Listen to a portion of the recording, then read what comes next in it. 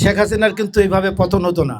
শেখ হাসিনার পতনের জন্য আওয়ামী সাংবাদিকরা সবচেয়ে বড় দায়ী, তারপরে আওয়ামী বুদ্ধিজীবীরা দায়ী, তারপরে আওয়ামী শিল্পপতিরা দায়ী।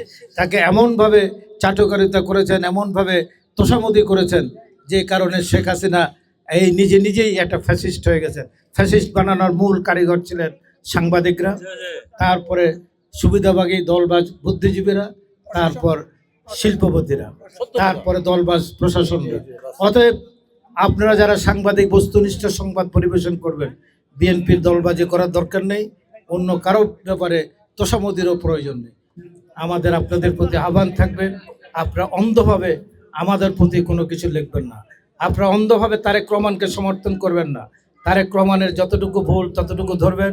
আপনি যদি সঠিক সংবাদ পরিবেশন করেন তাহলে দেশ উপকৃত হবে, গণতন্ত্র শক্তিশালী হবে, দেশের অর্থনীতি শক্তিশালী হবে, দেশের স্বাধীনতার সার্বভৌমত্ব সুসংগত হবে। আজকে বাংলাদেশে একটি ফেতনা, আপনি অমুককে ভোট দিলে বেহেশতে চলে যাবেন, অমুককে ভোট দিলে আপনার সমস্ত গুনাহ মাফ হয়ে যাবে, অমুকের নাম বলে বিড়িতে সুখ টান দিল আপনি বেহেশতে চলে যাবেন। অতএব এর থেকে দেশকে রক্ষা করতে হলে ভুল ভ্রান্তি থেকে, ফেতনা থেকে, এই সাংবাদিক ভাইরা আপনাদের কলমটি অত্যন্ত, আপনারা সবাই শিক্ষিত, আপনারা এর থেকে সমাজকে মুক্ত করে নিয়ে আসবেন।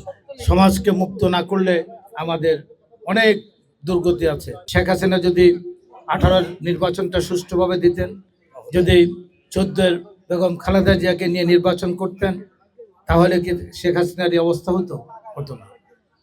ওই সময় বিনা ভোটে 18তে দিনের ভোট রাত্রিতে, আর 2024-এ এমনি ভোট করে ফেললেন।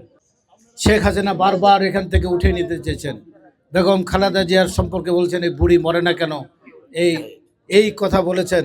সেই বেগম খালেদা জিয়ার লাশের সাথে সারা জাতি একসাথে 3 কোটির অধিক মানুষ একটি মানুষের জানাজা অংশগ্রহণ করেছে। তাই আজকে তারেক রহমান বাংলাদেশের মানুষকে খেলাধুলার মাঠে, সাংস্কৃতিক অঙ্গনে নিয়ে আসার জন্য, কিশোর গ্যাং থেকে দেশকে মুক্ত করার জন্য, এই মাদক থেকে মুক্ত করার জন্য বিশেষ করে উনি একটি চিঠি প্রত্যেকটি ইউনিয়নের কাছে পাঠিয়েছেন। কি চিঠিটা? প্রত্যেক ইউনিয়নে একটি করে মিনি স্টেডিয়াম করার জন্য উনি অর্থায়ন করবেন, একটা খেলার মাঠ।